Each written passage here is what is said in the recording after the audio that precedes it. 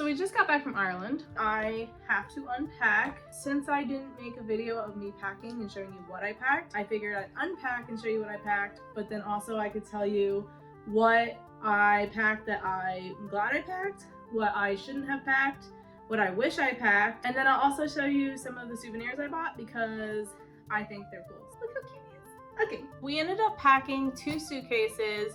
We checked one in and we brought the other one on the plane, and then we both had a separate backpack that we brought, mostly because we wanted stuff to do on the plane. His backpack didn't really have anything in it because he doesn't have a lot. He just brought a book. We also brought this hotspot. So this is the one thing I wouldn't have brought because I didn't realize that this doesn't work over there. I borrowed the hotspot from the library. I'm sure there's hotspots that will work over there, but this one just didn't, and I didn't do any research beforehand to figure out if it worked or not. So this was a waste of space. I did bring my Switch, which I didn't end up using because I had books to read. So I would just say, figure out what you're actually gonna do and then bring only that. So I didn't use my Switch, but it has this cute little unicorn case.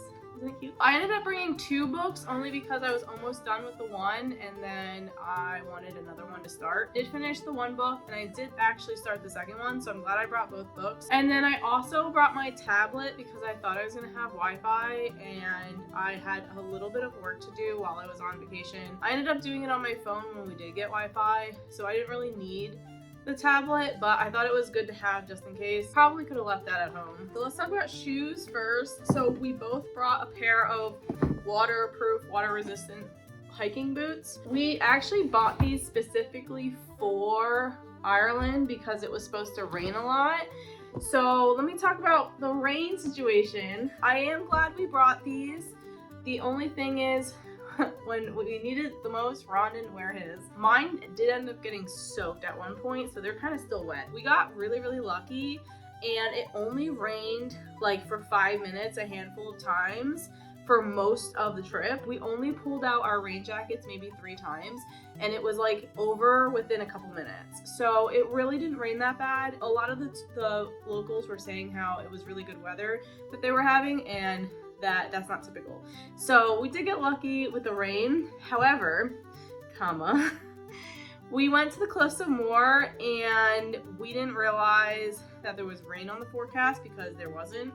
So it's very unpredictable. But we were on the cliffs when we got caught in a pouring rainstorm, and Ron was wearing his normal shoes. I was actually wearing these, and I'm really glad I did. We got soaked. It was pouring. We were only on the cliffs for like 5 minutes before it started raining, and we didn't get any good pictures. I'm so upset about it. We ended up wearing our rain jackets. I wore my boots.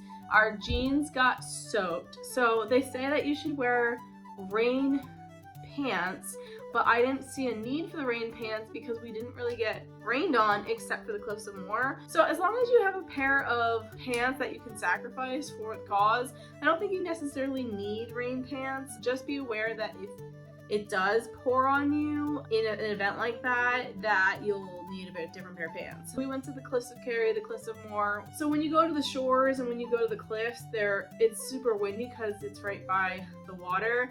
And it was pouring, and then wind was going this way and just like getting it all over you. So we really just got caught in like the most ridiculous rainstorm ever. If we weren't on the cliffs at that point, we probably would have been fine. But since we were on the cliffs and we were like halfway to like a place where it had a dead end and you couldn't get around back away, so we had to go back the way we came, and we were just stuck on the cliffs in the pouring rain. And it was like pelting at us. It like hurt and it stung and it was so much. And I actually have footage of me getting like pelted in the face with rain. It's too windy. I'm taking a video because I can't see anything. There you go. There's the stuff that I can't see.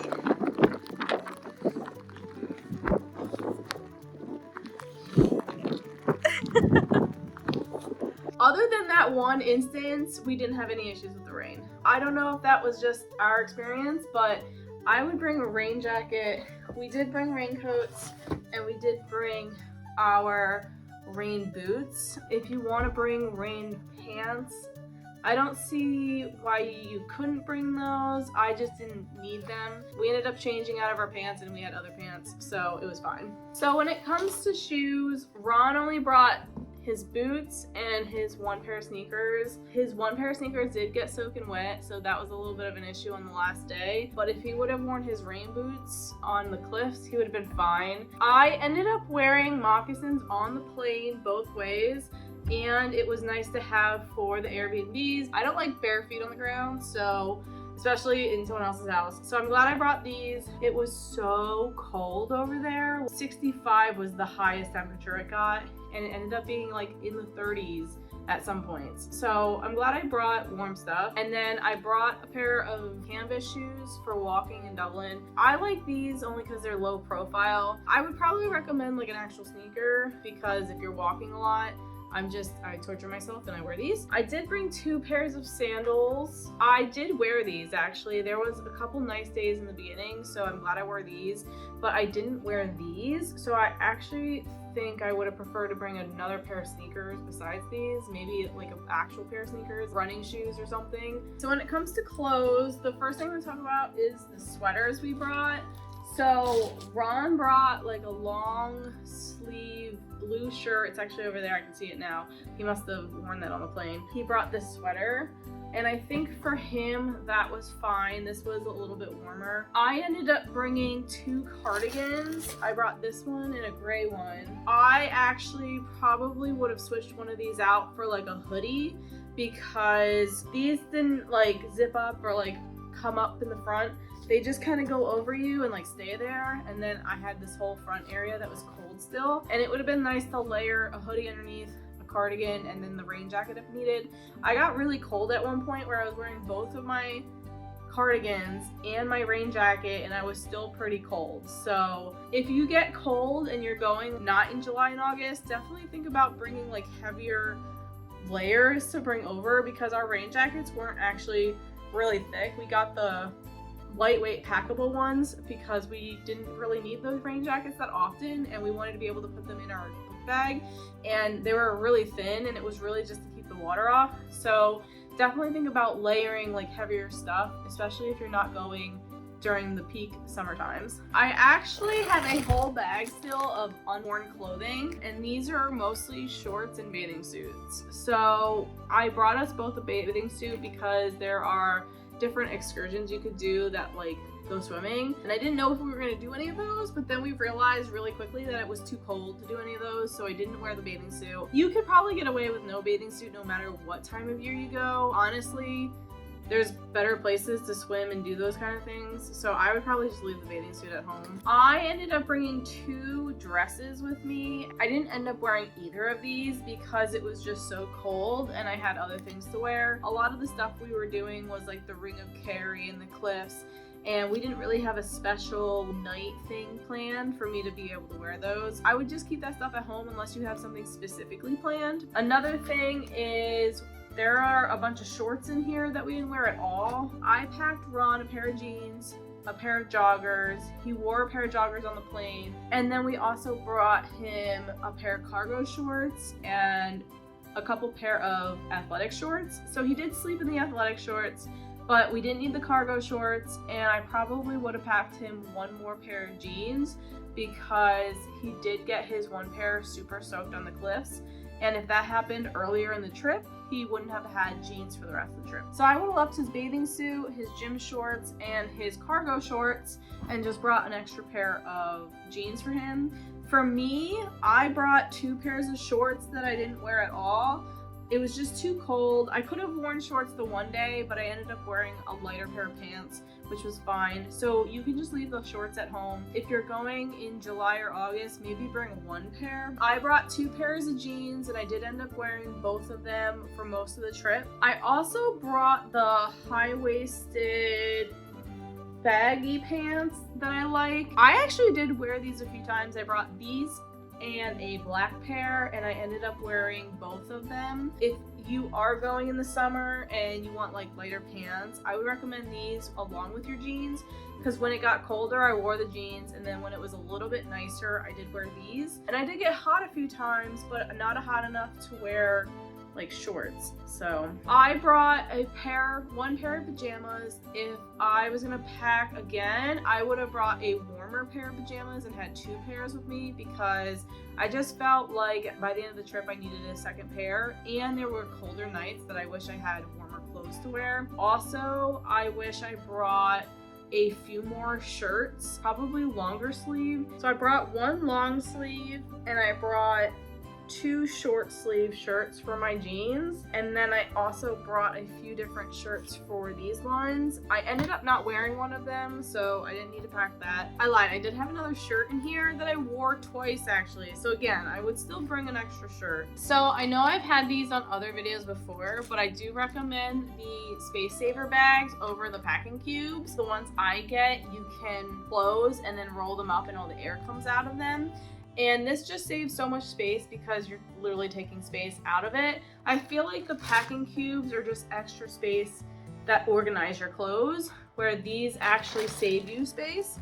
So I'll link these down below because I swear by these. These save us so much space in our luggage, and I was able to get all of our stuff in 2 things of luggage, which is not typical for me. I actually did a really good job for this trip. So the one thing you absolutely need when you go to Ireland, if you are living in the US, is a converter. They have way better ones of these now. This is just the one we've had for years when we first went to Italy for our honeymoon. It's one of these that has a bunch of different converters to them. So you will need, I don't know what this one is called, but you will need this one. It's 3 prongs. It has like the longer one up top and it goes the other way on the bottom. So you will need a converter for all of your stuff. And this one just happens to have a bunch of, it has 2 outlets and then a bunch of the USB. And then I did bring my curling iron because my hair gets really crazy, especially in humidity and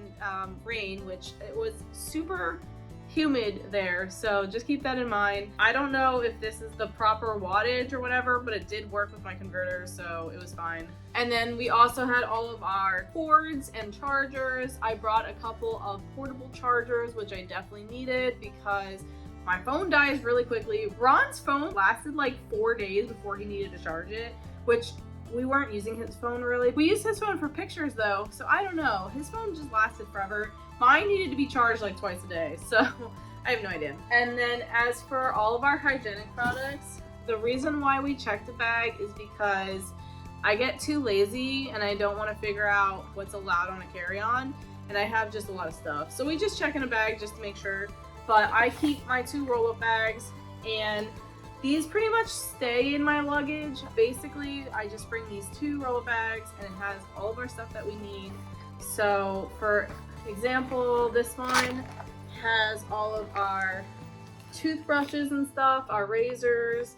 It has all of our medication and first aid. So the only thing that I need to take out of here is my inhaler, and then also like allergy medicine, contact solution, stuff like that. I have our deodorant and stuff in there as well. I actually have to replace my travel deodorant, so I'll remember to take that out and replace it. Then I also bring some skincare and some sunscreen.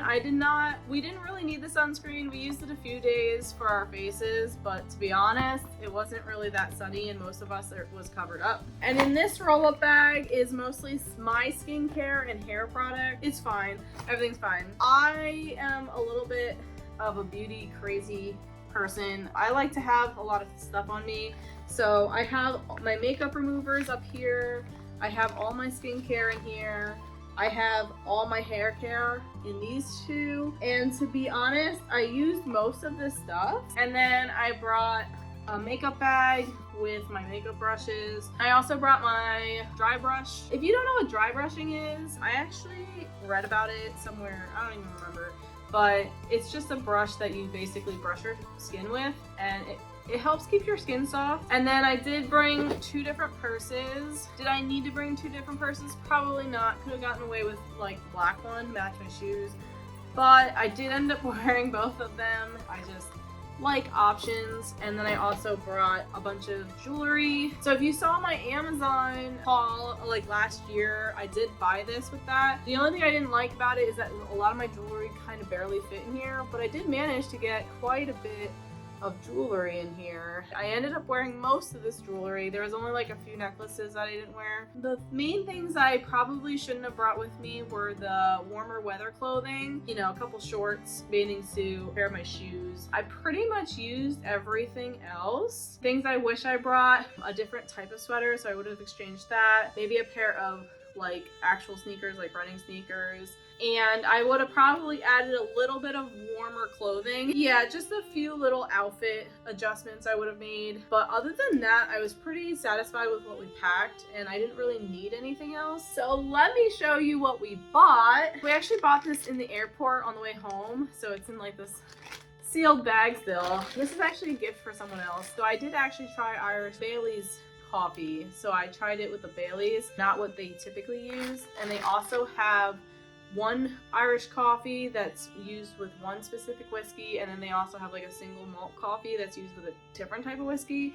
So we ended up getting that one. We went shopping in Galway, and there's like this huge street called the Latin Quarter. It has a lot of shopping. There's like a shopping mall. One of the things I bought for myself was these really soft wool socks. They're slipper socks, fleece slipper socks, thick double fleece, non-slip ABS, sole ultra warm. They just look so soft. So I have way too many pairs of these, but these were so soft and I just needed them. And they were pink. They're like a pinkish purple. You can't really tell on here, but they sometimes look gray in the light. And then also in Galway, we went into a bookstore. I want to get a book that represents Ireland. Why not? So I asked one of the workers there, and she said, if you want something that's published from Ireland and has Irish culture in it, and we were in the fiction section, like the fantasy fiction section, and she actually recommended The Morgan by Kim Curran. So that is what I bought, and I think it's going to be a new tradition where I find a book from that country, a little bit of that country culture in the book as well. And then obviously when you go to Ireland, the biggest thing over there is the woolen sweaters. So we ended up getting this one in Galway as well. I was a little confused about the companies that sold it and stuff. So they're called Aran A-R-A-N sweaters. It's just the type of wool and like the way they make it. There are two major sellers that do these types of sweaters. The one is the Aran Sweater Market, but they are the chain one. They're corporate owned. They have a bunch of different ones throughout Ireland. One of the Airbnbs actually gave us a coupon to use for them, but when we were in Galway, I actually found Aran Islands knitwear. So when I was in the Aran Sweater Market, I was asking the girl, you know, I'm having trouble finding something that fits my shoulders, and she really couldn't tell me anything about it. And then I went into the Aran Islands knitwear and I asked the girl, and she's like, oh, well, that's because you have wide shoulders. You're looking at the drop shoulder, which happens to be ones that knit all the way up, and then they tend to be tighter here. You want to look for the something with an R, I can't even remember what it's called, which doesn't have that. So she was super helpful. She understood the different kind of weavings of it. I ended up getting a drop stitch sweater, but it's because the way it was made, it was a little bit bigger and was able to fit me. So, but she was able to help me find what I needed, and I learned that they were a more family owned and they only have 4 shops compared to the other one. This is the sweater I ended up getting.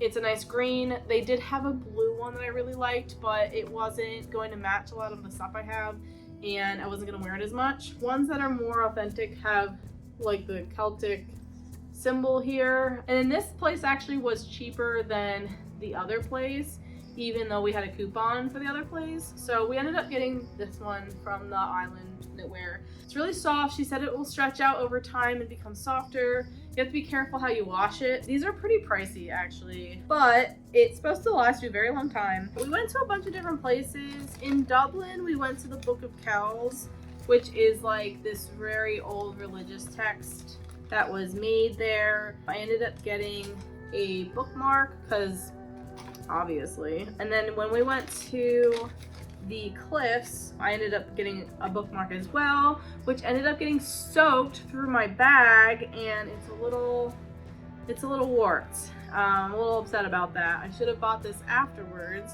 but I didn't know it was gonna pour on us. It has the cliffs in the background. They have like a lot of folklore and stuff with fairies, so I just thought that was a nice little touch, and I like fairies. So I just got these 2 bookmarks. We also got a bunch of magnets. My mother-in-law, her sister went to Ireland and got her this magnet, and I saw it and I really wanted it, so I also got this magnet. It has a sheep and it says Ireland. On the way to Ireland, we stopped in London. I got a London magnet because why not?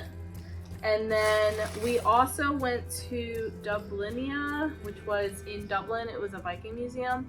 A lot of their culture is Viking related, and so we got a magnet from Dublinia. So while we were in Dublin, we had the city pass, which you pay so much and it gives you access to a bunch of different things around the city. I like the Go City for some things like Boston and stuff, but for Dublin, I don't think it's worth it. A lot of the stuff that we did was only like $10. We didn't end up doing that many things because you couldn't do that many things in one day, and the city pass was only for one day. So I don't recommend doing the city pass. Another thing that we got in Galway, my brother actually asked me for a sweater. He wanted one that said Dublin or Ireland on it, but they didn't really have a lot of stuff that I liked, and it was cheap stuff that said Ireland or Dublin on it. So I ended up splurging and getting him more of a cable knit that I found that he would probably like. So this is what I got him. It's a nice cable knit sweater, and it says it's from Emerald Isle Weaving wool blend. So I thought that was pretty Irish enough for him, and it's really soft and nice. So I'm kind of hoping he likes it. I think I got this in Portmagee. So we did go to Portmagee, which was along the Skellig Ring. And the Skellig Ring is basically the edge of Karah. When you do the Ring of Karah, you can go further out and do the Skellig Ring, and Portmagee is a part of that. And Portmagee is actually where they filmed some of Star Wars, so we ended up stopping there for lunch. You could see Skellig Island, which is Michael's island, and that's like where they filmed a lot of the show there. So we stopped in Portmagee, and I got myself a little sheepy. He's really cute and soft, and he's a little fat and chubby. Another place we went to was Bunratty Castle. So it is the most complete and authentic castle in Ireland, and you can see the castle and the town, and they basically do replicas of like what would have been in that county back in the day. It's really cool. If you've ever been to Colonial Williamsburg, it's kind of similar to that, but the trade people are not there. Like there was some trade stuff, but it wasn't really as in-depth as Colonial Williamsburg. It was a similar concept though. So we went to Bunratty Castle. It was really cool. I got my nephew something. It says, "Where are you puffling?" So if you didn't know, puffins are like a popular bird on the cliffs, and this was just a little kid's book that has a puffin named Puffling. I think we were in Kenmare probably when we got these. My mother-in-law wanted another sheep for her little sheep collection, so I had to find her something. So we found, look how cute this is. We wanted something that will stand up in her little collection. And then while I saw that one, I found one that was really cute that had like alpaca fur almost. So I really wanted that one. So this is the one I got for myself. He's so freaking cute. He has like fur, like alpaca fur almost, and he's holding his little foot and then just sitting there. Look at it. He's sitting there holding his little foot, and he's so cute. While we were in the airport, we still had a couple euros left. I was like, Ron, you have to get something for yourself, because he never gets anything for himself. So he ended up getting a shot glass. It says Ireland on it. And then while we were in Dingle Island, I don't even know what the store is called, but I ended up getting these Celtic earrings. They had different sizes. I got the bigger size because I like bigger dangly earrings. If you're going to Ireland, the main things that I would suggest is to pack warm and in layers. It does get warm a little bit. A lot of people just wear jeans over there, so you can get away with jeans and just layers on top of that. If you're going to drive around and rent a car, the gas prices over there are really, really high. They're almost twice as much as here in the US. Just keep that in mind in your budget. We ended up spending almost $200 in gas, and we only filled up 3 times. They drive on the left, but it's really not that hard, especially if you're on the highway or just going around. The real tricky part of driving over there is when you're in some of the cities. Some of the roads are one way, and they don't have any signs telling you where it goes. And the way their lines work over there, the center line isn't yellow, it's white.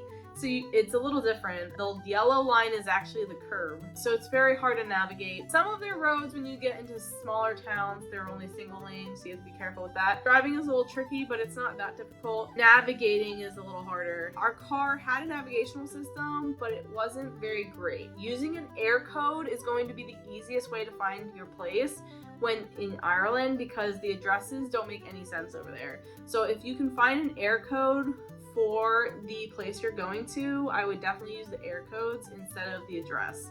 Just keep that in mind. So for our trip, we first started in Dublin. This third day, we actually went through Cork, and we did a bunch of different little castles and stuff in Cork. We went to the Blarney Stone Castle. Cork is very difficult to drive in because there's a lot of one-ways. We had to go all the way to Killarney to our Airbnb. In Killarney, we spent 2 days doing the Ring of Kerry with the Skellig Ring. We did most of the national park area the first day. So we did like the Muckross House and Ross Castle and stuff like that, which is a part of the Ring of Kerry. And then the second day we drove out past all the other stuff around the whole ring. We actually went counterclockwise. They say to go clockwise because the buses go counterclockwise, but we actually didn't have an issue with any buses.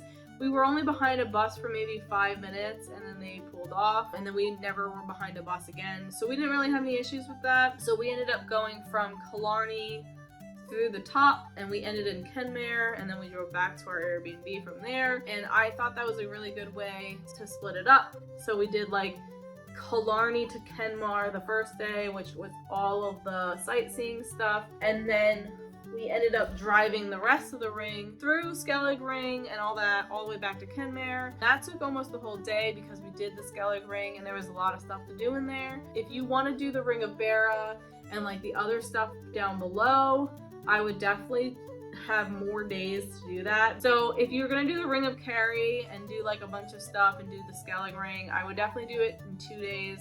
And then anything else you want to see in Kerry, I would do more days there. After that, we ended up going up into Limerick and Clare. In Limerick, we went to the Bunratty Castle. This place is kind of a hidden gem. I don't think a lot of people know about it. It's not like one of those things that people are like, yeah, if you go to Ireland, go to this place. But it's really cool experience and you see a lot of stuff. So I definitely recommend the Bunratty Castle. It's not that expensive and it's really fun to do. And then we ended up going to the cliffs and got poured on. I don't know what my advice would be with the cliffs. We did end up doing the cliffs of Kerry during the Ring of Kerry, which was really nice. We got really good pictures there, and it was actually really nice there. Very disappointed that our Cliffs of Moher day got rained on and we didn't really get any good views, but I'm glad we did the Cliffs of Kerry because I actually thought they were a little nicer. Now, if it wasn't raining and foggy, maybe I would have changed my mind. I would recommend maybe staying in Clare or Dublin and having a good backup plan in case it rains on the cliffs. It didn't say it was going to rain, so it was kind of hard to plan. If you are really set on seeing the cliffs, I would definitely have a backup plan in case it rains at the moment that you were going there. And then our last day in Ireland, we did go to Galway and we did do the Sky Road. Went into Galway and did a lot of shopping, and then we went back to Dublin because we had to fly out the next day. So that was our trip to Ireland. If I was going to change anything about the trip, I might have went to Galway first and then worked our way back to Dublin so that I didn't have to rebook my Dublin Airbnb for the last day. But at the same time, we were really tired when we got there, and driving another 3 hours to Galway would have been a lot. So it really just depends on how you're traveling and if you're gonna be tired or not. I definitely over-plan for a lot of things, but I'm really glad that I didn't book a lot of things in advance. I didn't do a lot of research like I did for Italy for this trip because it was a last-minute trip that I booked. I definitely would have done a little bit more planning on how to get around in the transportation, but overall it wasn't too bad. There was just a lot of logistical things that if I planned a little bit more ahead of time, we probably wouldn't have such a problem with that. You're definitely not going to do as much as you think you're going to do. So if you're going to Dublin, if you're going for one day in Dublin, I would pick maybe 5 things to do. You're not going to do more than 4 or 5 things. So definitely not do the city pass. Like if you do the Go City Pass, it's not worth it because you're not going to be able to do that much. Everything closes at 5. If you want to shop in Dublin, you're going to have to do it before 5 o'clock because nothing is open. Most things aren't open until 10 a.m. So if you want breakfast, you're not going to get breakfast until 10. Some of the attractions are open at 9, so maybe do an attraction and then go get breakfast and then do the rest of your day. But again, you're not going to get a lot of things done and a lot of things are spread out. So you can take the bus, but the bus is pretty long to go around because the traffic is a lot and it takes a long time to get through the city. So I would pick a few attractions that are next to each other and do those. That brings me to like where your Airbnb is in Dublin. We ended up getting a place that was only like 25 minutes away from the center city, but on bus it took us almost an hour to get to the city. So if you're going to go to Dublin, I would recommend staying closer to the city because driving is not really an option in the city because of the way their roads are, and they try to discourage drivers, and they really only want buses and taxis in the city. So definitely plan on taking the bus everywhere. Plan on staying closer into the city, and then if you're going out of the city, I would recommend the car. As for like the countryside, I think driving, taking your own car and going and exploring things is really fun. When you do the ring of Kerry and like roads that have like a specific thing, they have a lot of signs to different things. So sometimes you can just go and you'll see a sign that goes somewhere and you can be like, let's go do that. And then you just follow the signs. For the most part, they're okay, the signs for those specific things. I think most of Europe, signage over there is kind of difficult. We had that same problem in Italy where it was just like, I don't know where this sign is pointing to and what it means. So I'm gonna tweak my itinerary to an ideal itinerary, and if you would like that itinerary, I will link it down below and you can go grab that. I'll even put a packing list in there because I already have that anyways. So I'll put my ideal itinerary with a packing list with some tweaks of what I did so that it's better suited for a better trip. Learning from my mistake. That is what I have for y'all. If you like this video, let me know. If you want to see other videos of different places to travel, let me know. I'm always looking for new places to travel and new itineraries put together. So yeah, let me know down below. If you'd like me to make a different itinerary for maybe like 2 or 3 days or maybe 2 weeks for Ireland, then I can also do that. Again, just let me know down below. So that's all I got for you for this video. If you like this video, like, subscribe, and hit that notification bell. And I'll see you guys next week.